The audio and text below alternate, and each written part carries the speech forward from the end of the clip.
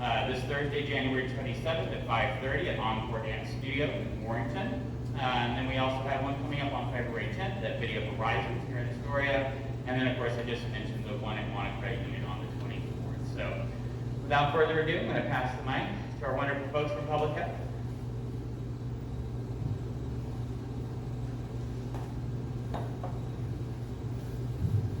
Good morning. Once again, I'm Catherine Crombie. I'm the Overdose Prevention Coordinator at Clatsop County Public Health. And again, we already did an introduction, but I'm Jenna King, the Harm Reduction Coordinator also at Clatsop County Public Health. Now you may have all seen or noticed that overdoses have been in the media in recent years and continuing to increase. Unfortunately, COVID-19 has exacerbated this issue, and that's exactly why we're here to talk to you today. We're here to talk about Naloxone and how important it is to get into the hands of community members and businesses, to get into as many hands as we possibly can. If you're not already familiar with Naloxone, we brought a little sample for you guys to look at. It's a life-saving medication that blocks the effects of opioids in the event of an overdose. It can come in, so this is the nasal spray Narcan, and that's kind of what more people are more comfortable using, and then there's also an injection kind. Since the harm reductions program's inception in 2017, we have 423 recorded overdose reversals using naloxone provided by Public Health. This naloxone is not only being distributed currently or being acquired by Public Health. A couple of people who are, or agencies that are distributing and acquiring it is Clatsop Behavioral Healthcare, Clatsop Community Action, our local law enforcement, and even a few local bars. These people have joined the fight and jumped on board with us to help combat opiate overdose in our county.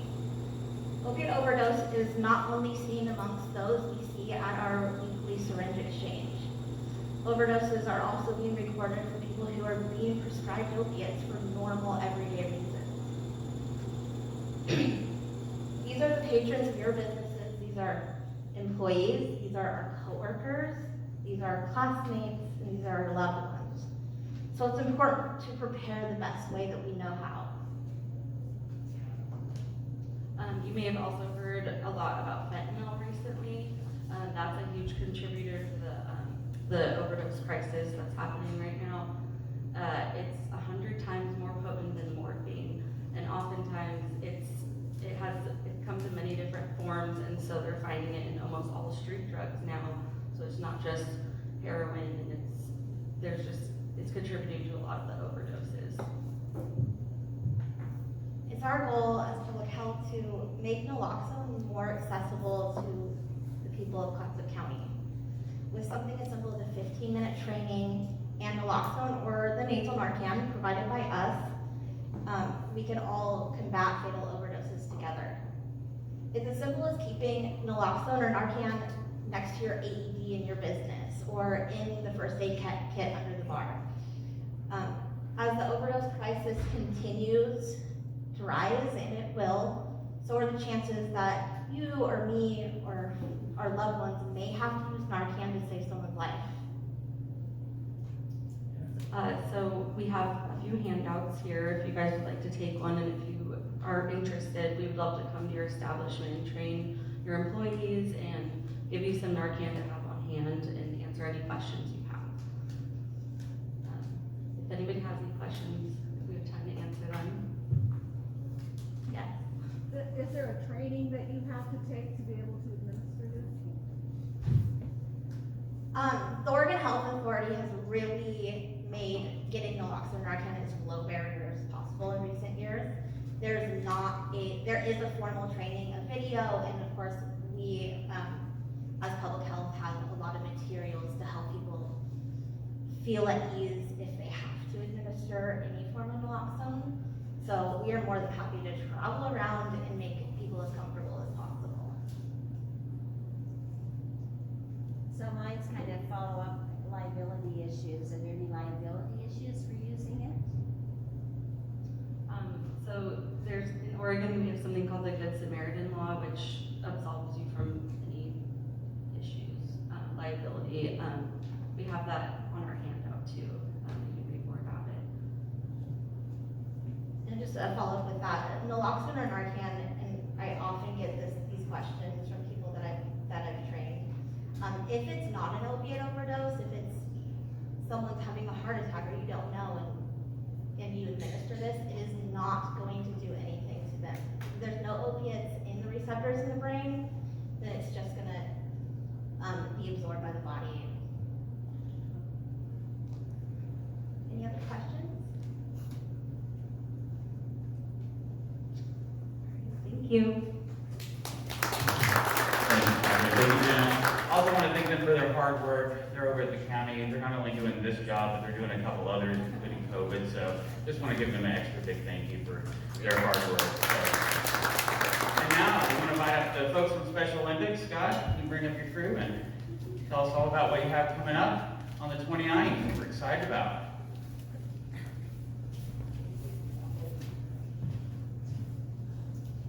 All right, well, good morning, everyone. So the frost on the ground can only mean one thing. Freezing for a reason season is here, and we are ready to support our local athletes through the Polar Plunge. Is anyone not familiar with Special Olympics Oregon and kind of what we do? So we operate in every county across the state and support local athletes through training and competition and try to improve their lives and their inclusion into society through the joy of sport. Polar Plunge is our biggest signature event of the year that raises money to fuel our mission year-round. So it brings in over 20% of our operating budget, and we've been relying on virtual plunges since 2020. So we are very excited to be back in the local communities and to be adding this event to our traditional plunge sites for the first time. We're partnering with the U.S. Coast Guard Sector Columbia River, the Oregon State Police, and local law enforcement to bring this community event here. And we really want to invite everybody to come out, participate. We're at the beautiful Fort Stevens and Coffinberry Lake, just about 6 miles away. There's a 5K, 10K route for a fun run. So if you're one of those people that's like, absolutely not, I'm not getting in the river, you can still come out, walk, run, or barring participation in that, come out and cheer out all of our amazing plungers. We have a goal of getting 100 participants and raising $10,000 to support local athletes here. And we are about halfway to that goal, and the event is this weekend. So we've got stickers, we've got postcards, anything that you can do in the coming week to help drum up some more awareness of this event. Bring your network, friends, family, come have fun. We'll be serving hot coffee and soup and bread from Blue Scorcher. We'll have warming tents to warm up in, and it's going to be a really amazing day of event that's going to kick off our upcoming 5 weeks of plunging across Oregon. I was just going to say, if you don't want to plunge, like you said, feel free to come out, hold a warm towel for someone that is plunging. The more people we have there, I think the better the environment will be. So come if you can. Yeah, and this has been an objective of Special Olympics Oregon for years to bring a coast plunge. They've tried to do it in the ocean, and there's been all these barriers to the safety of that. So finding this connection with the U.S. Coast Guard this year has been so helpful in making this event happen. So we have to give a huge thank you to Lieutenant Jackson and everybody for helping us. Is there a cost, or are you just getting donations? So we did have a $10 registration fee, but we have a promo code right now, Coast Plunge. You can use that to sign up and waive the registration fee. We ask each participant to raise a minimum of $50 to either do the run or the plunge. But we want to get as many people out there for the day of event just to support and cheer as possible. Okay, so we can plunge regardless of whether they run. I'm going to hit the high school up, and I'm trying to get the football team and the basketball team, so they can just show up and jump in. It's not going to cost them anything. Right. I will ask them to bring donations. Perfect. Yeah, if they raise $50, they get a T-shirt, but we won't be turning anyone away from participating. Perfect, thank you. Yeah. So some people that I know are on a team, like what's the deal with the team? Like, So people can participate individually as part of a team. I know we've got, Minimans has a team signed up, the local chamber has a team signed up. Kind of just helps get more people involved when you have a team captain out like recruiting, like, hey, join my team. But we accept individual plungers as well. But if anyone has any interest in getting a team signed up and wants to know more about that, I'm happy to stick around with Maddie after the meeting and just answer questions for people. And when you go to register, if you have like a team that you want to join, it says register as an individual or join a team, and you can just type in the name of the team and then join that team. And we register at plungeoregon.org. Yes. Anyone else have any questions? I'm going, I'm in. I'm going, I challenge each and every one of you, come on, let's go.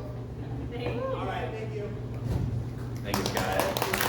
Looking forward to Saturday. We're going to be doing some color plunging and then having a banquet. But before we pass it off to our main speaker today, we want to first give away a prize. So pull over the bucket. David, pull out a ticket. This is from the Cannery Pier and Spa, wine and chocolate. That's number 190. 190. Right. Congratulations, Linda. I'm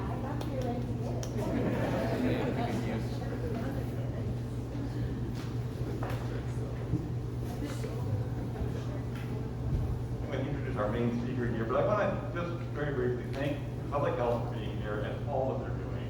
The last couple of years has been incredible. I want to thank the folks from the Special Olympics for what they're doing and their work. I want to thank the United States Coast Guard for God everything. So how about a round of applause for those folks? In the main event today, I'd like to introduce Kelly Dundon from Northwest Natural. Northwest Natural has been a long-time partner, supporter of the chamber, supporter of the community. They do so much, and I think today we're going to learn about their attempt to do even more. So, Kelly, without further ado, a round of applause for Kelly.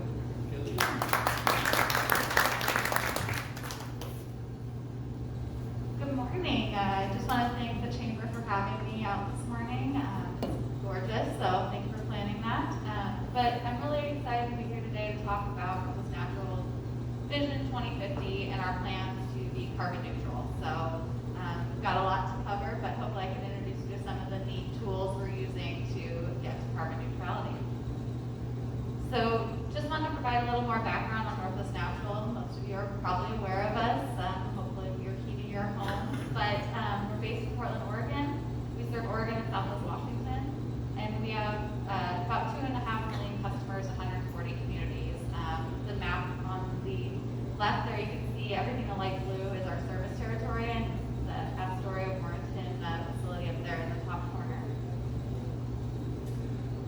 So setting a baseline for what is driving us to this carbon neutrality goal is we really have these shared values, and as a company we really think we are going to need to innovate and evolve together without leaving anyone behind. So in this transition we're really focusing on these 3 pillars of equity, environment, and economy.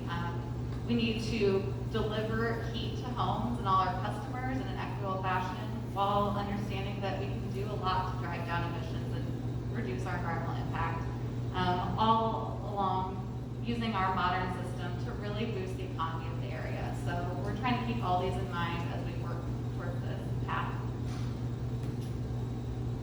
It's also important to think about the role of our system today. So we're going to talk about going forward, but I think it's good to level set with where we are now. And so this slide, it might be harder to see from the back, but it really talks about Oregon's greenhouse gas emissions and the sources of them, the major categories. And Northwest Natural, we provide this essential energy source to the community in the region. We provide 70% of the space heating and the square footage for residential in the area, and On the coldest winter nights, we provide 90% of our customers' energy needs between space heating, water heating, things like that. All that's to say, that results in about 6% of the state's greenhouse gas emissions. So you can see at the bottom, there's Northwest Natural sales customers' emissions. So that's obviously a small piece of the puzzle, but we still think it's important for us to do as much as we can. So in comparison, transportation is the largest, electricity second largest, about a third.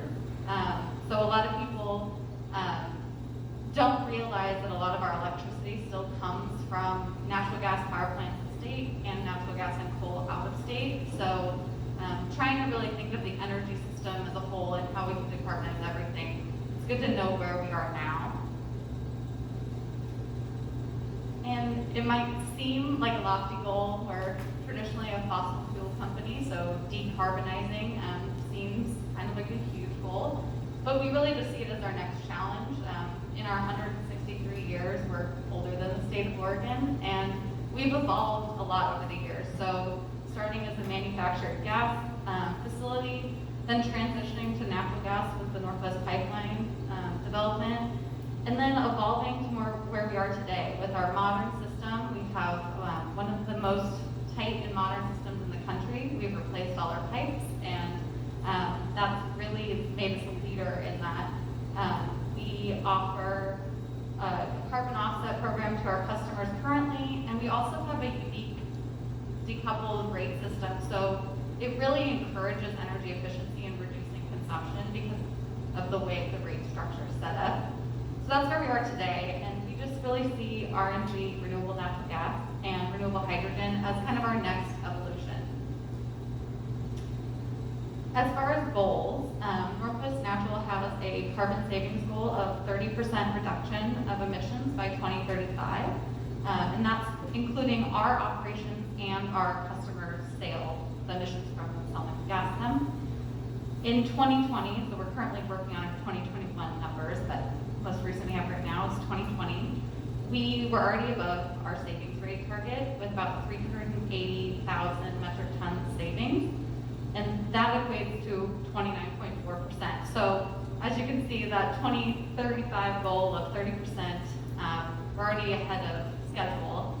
And those savings are made up of a combination of things. Energy efficiency being the largest, so our Energy Trust of Oregon type partnership programs, things like that really reduce consumption. Smart Energy is our offset program I'll talk a little bit more about later. Our upstream methane, that has to do with our purchasing of the gas. We use EPA's data to really prioritize who we're buying gas from. So we can take their emissions data and prioritize the lowest emitting producers and buy from them. So that results in about 15% savings. And then our own gas operations is another piece of the puzzle.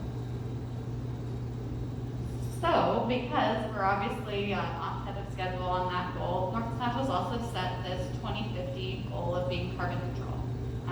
So this is, like I said, a lofty goal, but I love this figure. Hopefully people can kind of see it. We really think it's going to take all the pieces of the puzzle, all the tools in the toolbox, everything, the systems working together, power and gas, and really using different waste streams to generate new fuels, using efficiency, and really optimizing storage of systems. And so we'll go into a couple of these more in detail, but it's everything working together. It's industry, it's communities, and it's individual users and energy efficiency.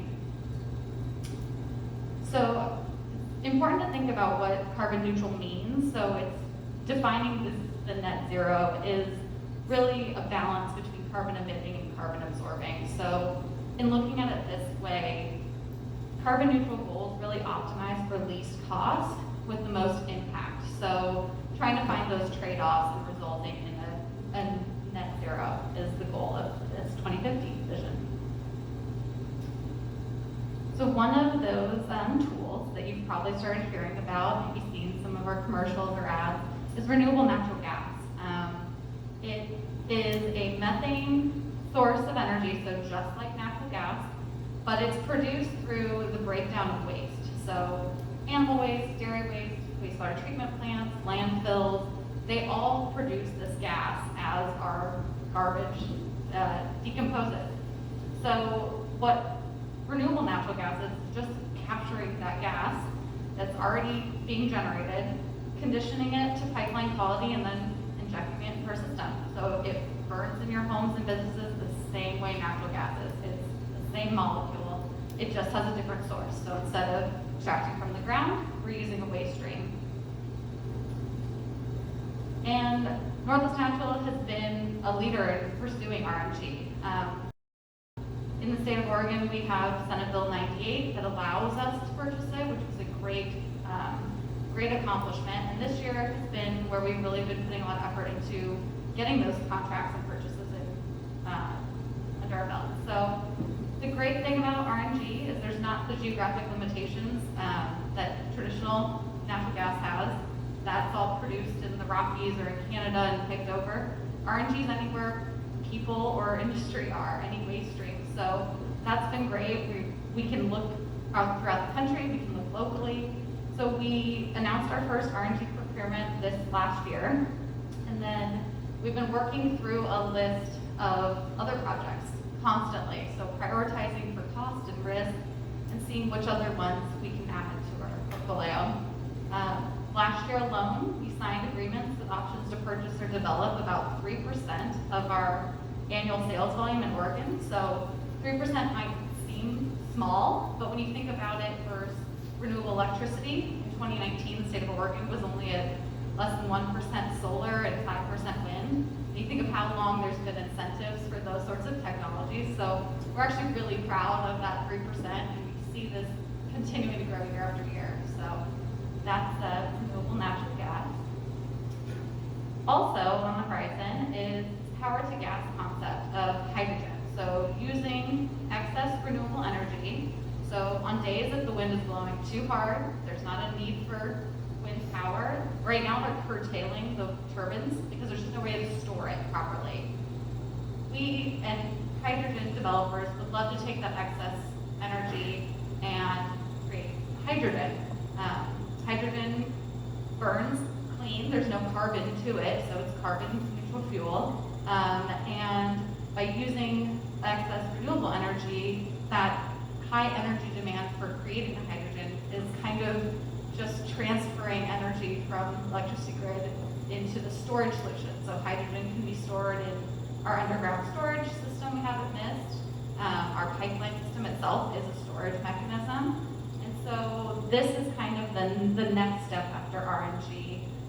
It can be blended into our pipeline system to certain percentages, or it can be used solely itself at industrial facilities. It may seem new in North America, there's about 3 projects, but in Europe this isn't new. There's over 100 projects, so learning lessons learned from them. State of Hawaii already has hydrogen blending into their system. Like, there is hydrogen out there, and we think this will be a great next step and additional tool. Last thing I want to talk about is our smart energy program. So we're talking about all these ways to decarbonize the product, but ultimately our slogan for this program is use less, offset the rest. So going back to that goal of carbon neutral, if we can find a balance. This is our voluntary program for customers in Oregon and Washington, and you sign up and pay to offset the emissions from your consumption of gas. And we partner with the Climate Trust for verified high-quality offsets. So we focus on, we've set up a prioritization matrix with them, but focusing on projects in the Pacific Northwest and West, so trying to keep them local to our territory, and really focusing on the dairy, forestry, and organic waste projects. You can see the picture on the right there. Those are all the projects funded so far through this program. And our customers, since the program has been started, they've funded over 1 million metric tons of CO2 emission reduction. So that's huge. It's great. It's a great partnership between us and our customers, and it's just a great tool for getting to that neutral we keep talking about. So I've presented a lot of information, but we have a lot more information online. So there's our environmental social governance report, our Vision 25 report we just published in November is a look at different pathways to getting there. So you hear a lot of challenges to certain ideas and concepts, and we really took that as a challenge and modeled different pathways. So if one pathway runs up against a regulatory roadblock or things like that, we have thought through all these scenarios. So that kind of shows some of our scenario analysis. And then if you would like to sign up for Smart Energy, if you're not already a member, that's easily done through our website.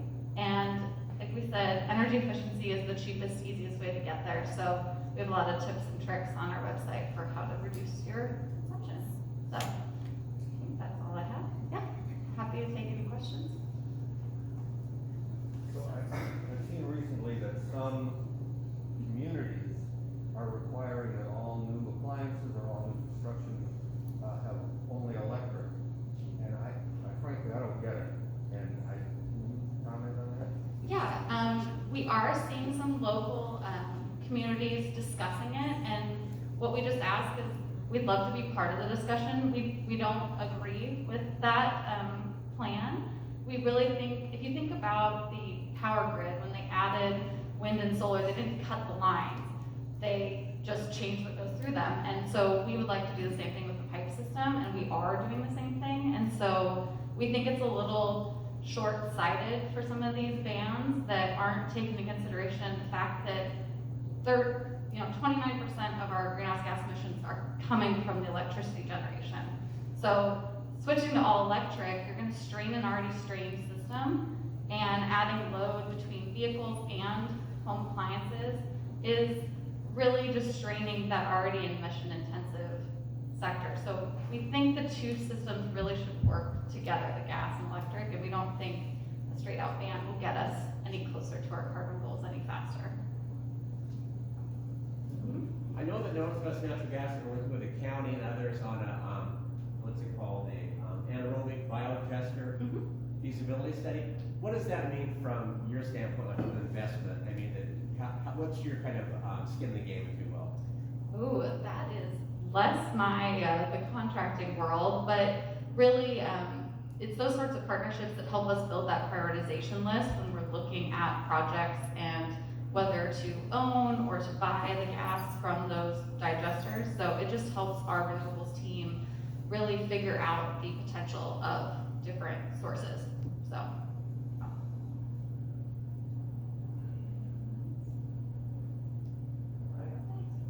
Well, thank you very much. Thank you. Again, Northwest Natural, a great partner.